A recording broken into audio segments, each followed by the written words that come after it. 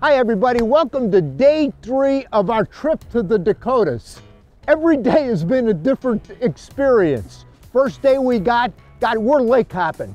First day we got here, beautiful for the Dakotas, calm, comfortable fishing, decent bite of fish. Then the weather changed. Yesterday it rained, then it blew, and we really did good on the smallmouth on one lake. Today we come to check out another body of water. We love doing this in spring here, love it here. Yeah, I mean, it's got great, species diversity, but the primary target for us is smallmouth and walleye. And every once in a while you run into those great schools of white bass. You, of course, catch northern pike out here, but this is a lake I've never been on. You were here years ago, so we're gonna go beat the bank and see if we can catch some smallmouth and some walleyes, and I got a feeling it's gonna be a day for throwing hard baits and hopefully catching a bunch of fish. And dodge the wind. And dodge the wind. Gusting over 30. This lake has got some high banks. That helps a little bit. We'll see what happens. Let's get them. Got him. Got one? Yeah, nice. Good one. Whoa. What do you got? Brownie, I'm sure. Can't tell the size of it. Oh yeah, not a bad one. Whoa. Oh. Oh. Ooh, nice. Okay. Finally made a little contact here, Jer, in this cold water. Woo. We had some 43 degrees. We had some as cold as 43 to about 45. That's cold. It was way colder than I expected it to be here. That's all. Yeah. I'll get the players here, Jared. Now, at least we got a bite going here. The wind is horrendous here. Absolutely horrendous.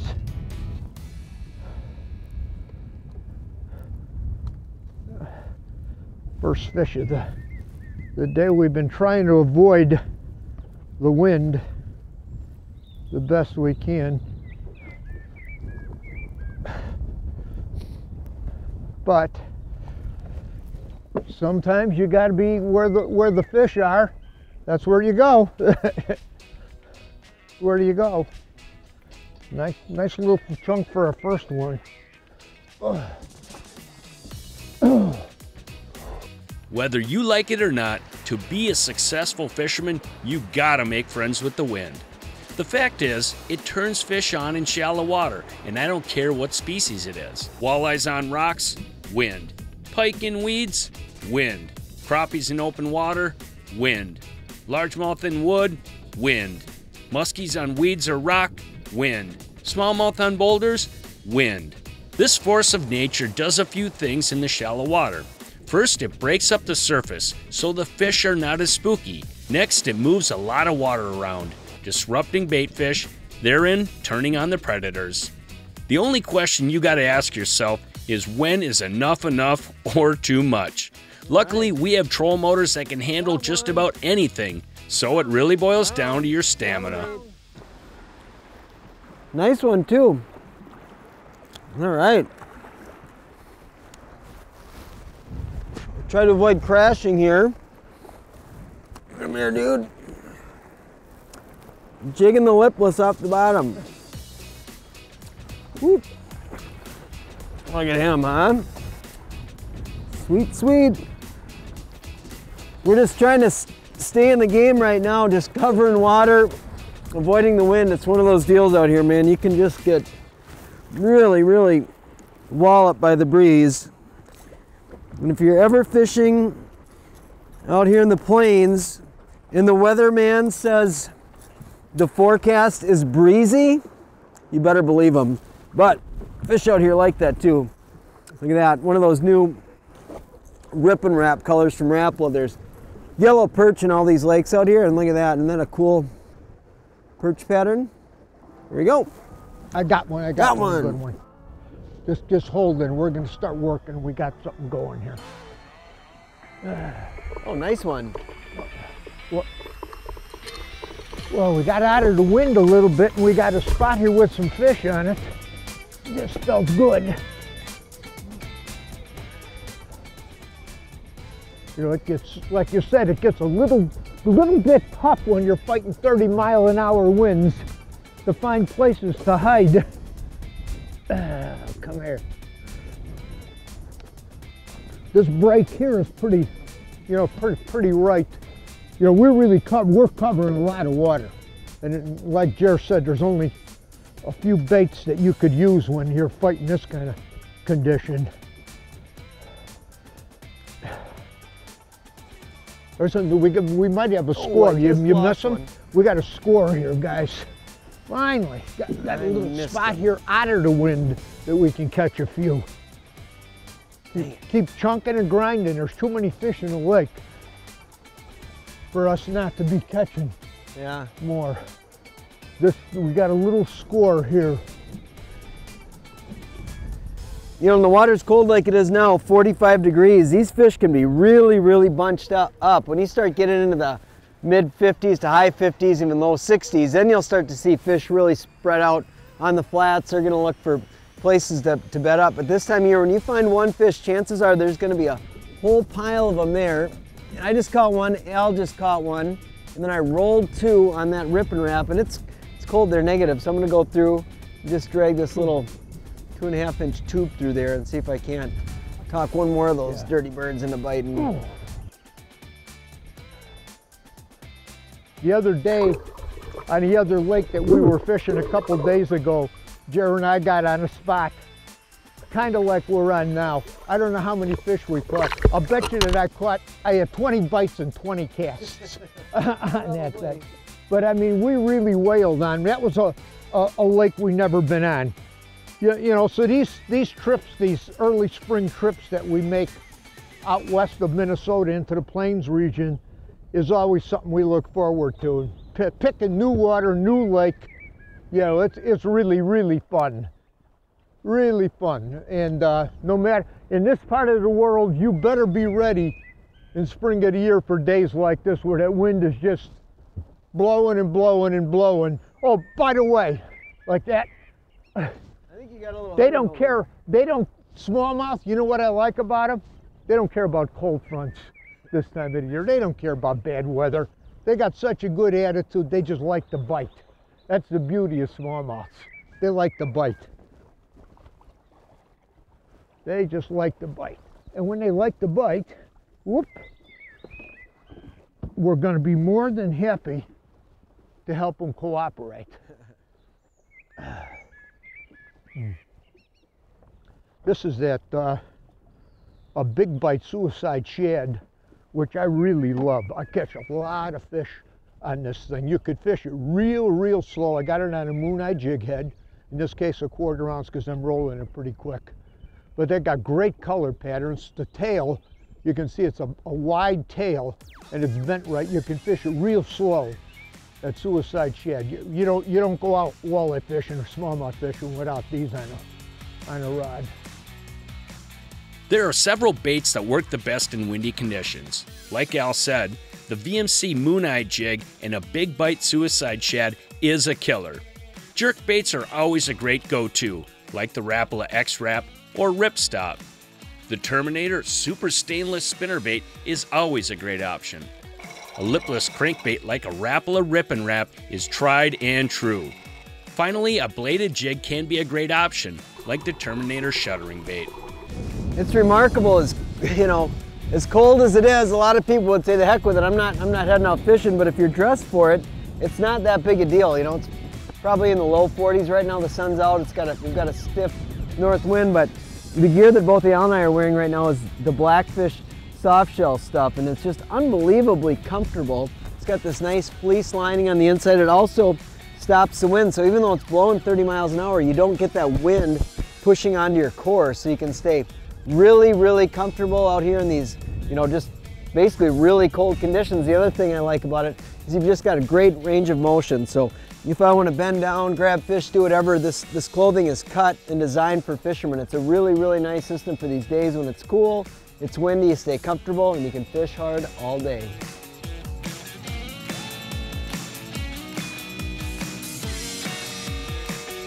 There we go. Got him? Got him.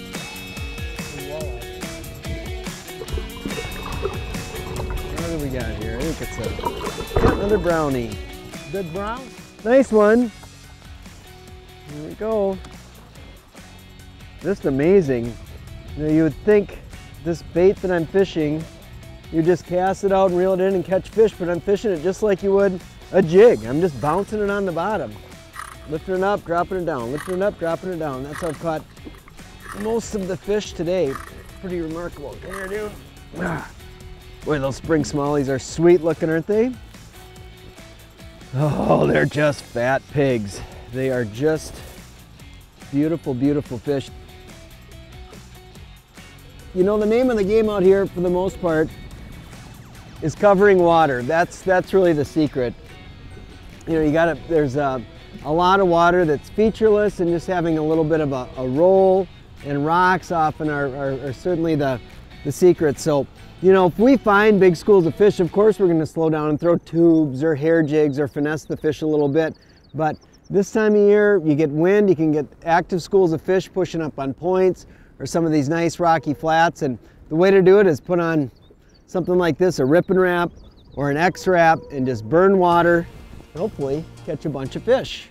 The nice thing about smallmouth this time of year is they're fat, porky pigs. Oh, oh, got another one off of here. Little boot tail again. Oh. You know, There's last 3 days. Doubled up, you got doubled another up. one? Yep. Okay. Now you're talking, Jer. Now you're talking. Now we're having fun. Yeah. I don't know how big mine is. How big's yours? Just a medium. Okay, let's see what I got here. Oh. All right. I got just a nice one too. Just another sweet, sweet, sweet fish. I've talked about this fiberglass rod being so important to hold on to these fish with this. Gonna lift him in. Hold on to these fish with these light hooks like this, but another part of the whole deal is the line. You know, that's a question we get asked all the time, is what kind of line should I use? Well, I mean, a lot of it comes down to personal preference. There isn't a right line or a wrong line to fish for a lot of situations, but when I'm throwing lipless crankbaits, I love fishing with mono. I like a nice stretchy system. This is 10-pound Suffix Advance. It's a low stretch mono, but it fishes great. Now you'll notice Al was just swimming a boot tail. He's got Suffix 832 on, a braided line. I've got that on most of my spinning rods as well. So a lot of times we're fishing like a jig, we're swimming a boot tail, or we're dragging a tube, fishing the bottom.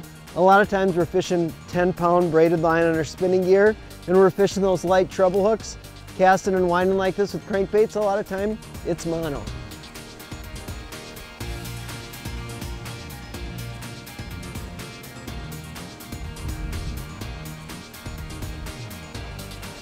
There we go. What do I got? Another brownie. Just kind of picking and scratching away. Not a bad fish. You know, that's the thing. You're getting the bait, Jer. Yep.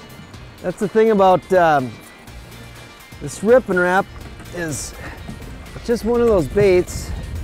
Let's see if I can just get you in here. It catches fish all year long. I catch fish in the winter on this. Catch in the spring, in the summer, in the fall. They're always have an appetite for this. And what I've been doing right now is we're fishing relatively shallow, maybe 6 to 10 feet of water, but I'm jigging it. It's like a jig. I'm just basically rip jigging it. It's coming up, hitting the bottom, coming up, hitting the bottom. And that seems to be just a really good way to trigger the fish. We've got 40-some degree water, so burning this bait, you know, moving it pretty fast horizontally doesn't seem to be what they're wanting, but when it's crashing in front of their face, I'll just lift it up. I won't even feel the bite, and they're there. They're on it. And part of the system, you know, that I like using is, it's a windy day like this, so there's a couple pieces of this equipment that I think are critical. One is the reel.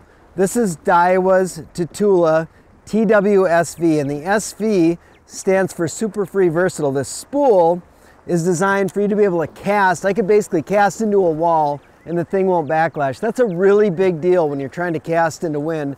And then the other part of this system is the rod. I'm fishing with a fiberglass rod right now. This is St. Croix's Legend Glass. They also make these sticks in a Mojo glass that are just absolutely dynamite at a more affordable price point. And this is the 7.2 medium power moderate action. So it's just got a nice flex to it. It's just perfect for throwing crankbaits like this lipless right here, a size 6 rip and wrap. So, all right, keep pecking away.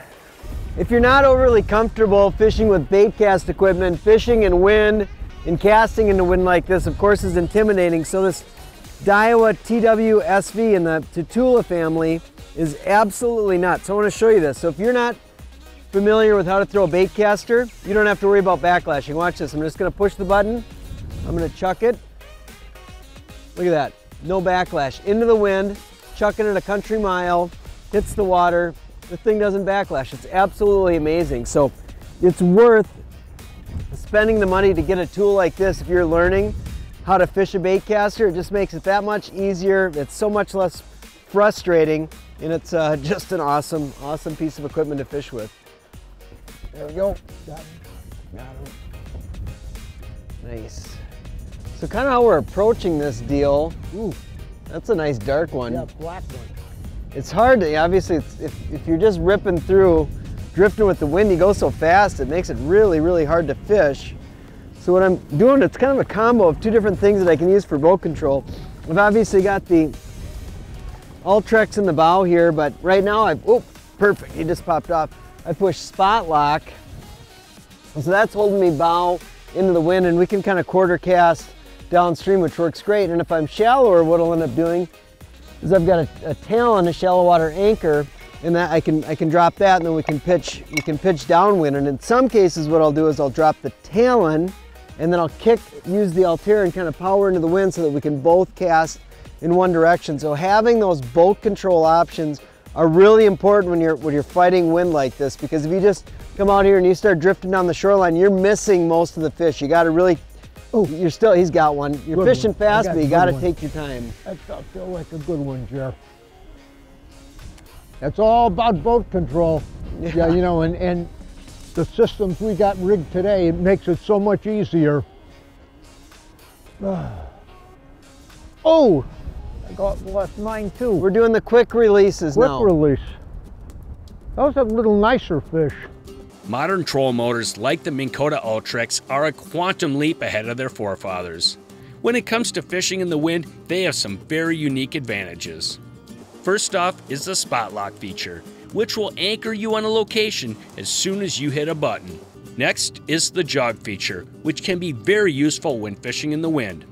After you spot lock in a location, by the push of a button, this troll motor will shift you 5 feet in any direction, so you don't have to get on the troll with your foot to slowly spot lock and move along a break. Just a couple taps of the button and you can creep along despite how hard the wind is blowing.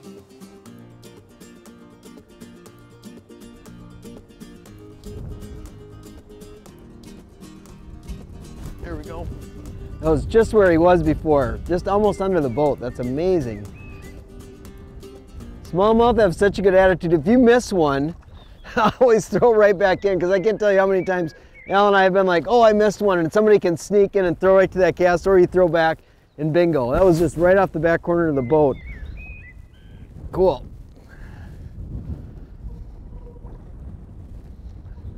I just can't get over the versatility of this bait. This rip and wrap is just, in my opinion, one of the best just fishing tools ever. I mean, it's just, whoa, whoa, whoa, whoa.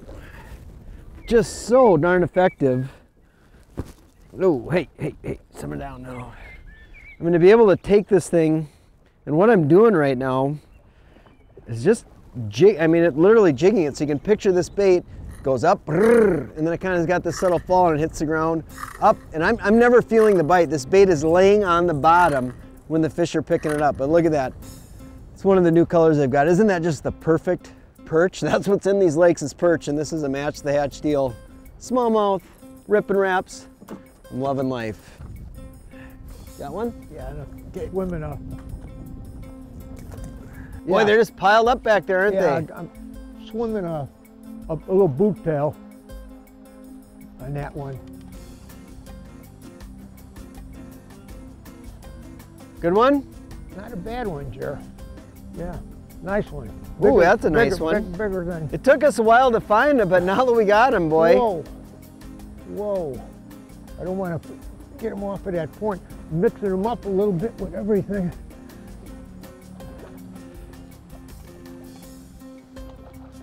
This is a good one, Jer. That looks like a gooder. Yeah, look at that. Oh, that's a fat pig. That's a big one there. Oh, man. I'd say it was worth the while to come out here and check this stuff out, man.